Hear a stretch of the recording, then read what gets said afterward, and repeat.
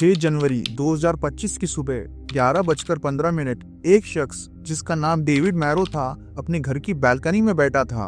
उसका घर समुंदर के करीब था और वहां से वो पैसिफिक ओशन का खूबसूरत नजारा देख रहा था। हवा हल्के से चल रही थी और सब कुछ बिल्कुल आम दिनों की तरह लग रहा था।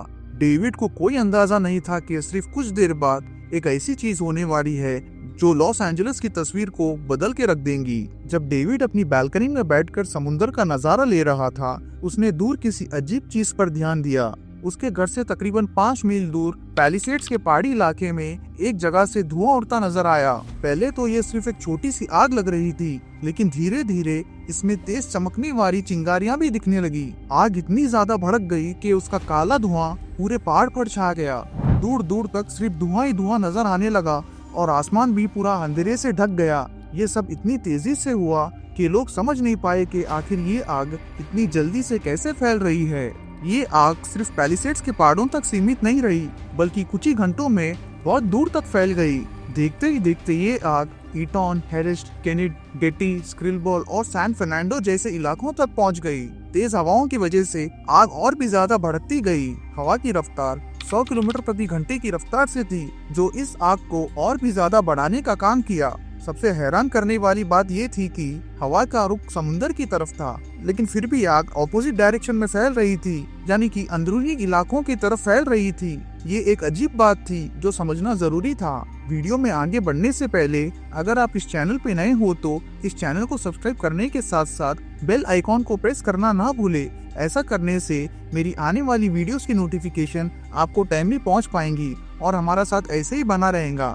और अगर आपको मेरी वीडियोस पसंद आती हो तो प्लीज लाइक, शेयर और कमेंट जरूर कीजिए। चलिए चलते हैं अपनी टॉपिक पर वापस। ये पहली दफा नहीं था कि कैलिफोर्निया में इतना बड़ा वाइल्ड फायर हुआ हो। पिछले 25 सालों से अगर डेटा देखा जाए तो ये जगह हमेशा से वाइल्ड फायर्स का हॉटस्पॉट रही है। हर कुछ सालों के बाद यहाँ एक बहुत बड़ा आग का वाकया जरूर होता है। यहाँ पर एक चीज नोटिस करना काफी इम्पोर्टेंट है। सभी वाइल्ड फायर्स कैलिफोर्निया में सर्दी के मौसम में ही हुए हैं। ऐसे लगता है कि विंटर सीजन में कैलिफोर्निया वाइल्ड फायर्स का हॉटस्पॉट बन जाता है, लेकिन ऐसा क्यों होता है? इसका जवाब सांता एना विंड्स में छुपा है। चलिए जानते हैं ये सांता एना विंड्स क्या होती है। सर्दियों में वाइल्ड फायर्स का होना एक अजीब बात लग सकती है, लेकिन इसके पीछे एक नेचुरल फिनोमिना है जिसे सांता एना विंड्स कहा जाता है। ये गर्म और सूखी हवाएं स्पेशली ऑटम और विंटर के दौरान सदर्न कैलिफोर्निया में चलती है। इन हवाओं का असली कारण कैलिफोर्निया के ईस्ट में मौजूद द मोहावी डेजर्ट है। ये रेगिस्तान धूप से गर्म होता है, जिससे हवा का प्रेशर बढ़ता है। दूसरी तरफ समुंदर का ठंडा पानी हवा को ठंडा रखता है, जिससे वहाँ का प्रेशर कम हो जाता है।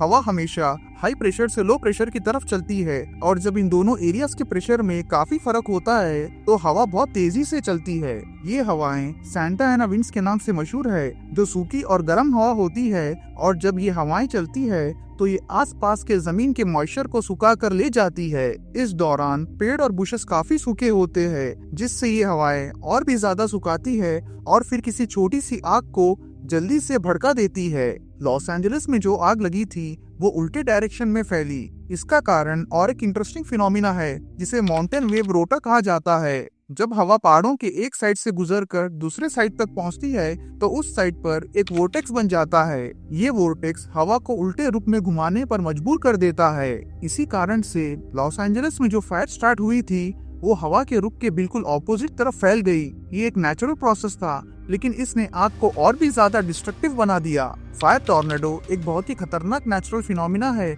जो वाइल्ड फायर के दौरान बन सकता है। जब कभी वाइल्ड फायर होता है तो उससे इतनी ज्यादा गर्मी पैदा होती है कि आसपास की ठंडी हवा ऊपर की तरफ उठना शुरू कर देती है।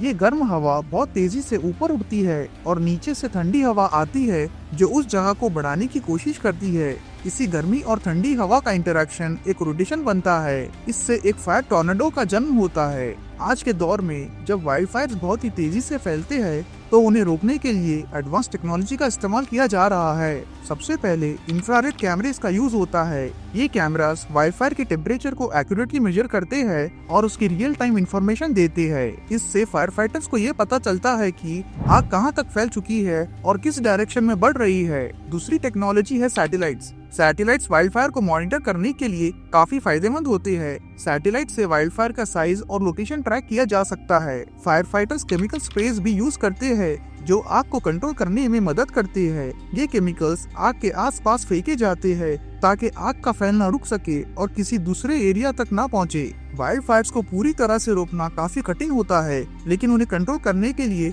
काफी इफेक्टिव स्ट्रैटेजीज और टेक्नोलॉजीज का इस्तेमाल किया जा रहा है। इसका मतलब ये है कि हम सिर्फ फायर फाइटिंग टेक्निक्स पर डिपेंड नहीं रह सकते हैं, बल्कि क्लाइमेट चेंज को भी एड्रेस करना जरूरी है। प्रिवेंशन, टेक्नोलॉजी और फायर फाइटिंग एफर्ट्स मिलकर वाइल्ड फायर्स को मैनेज करते हैं, लेकिन उनका पूरी तरह से खात्मा तब तक मुश्किल होगा जब तक क्लाइमेट चेंज जैसे लार्जर इश्यूज को टैकल नहीं किया जाता है।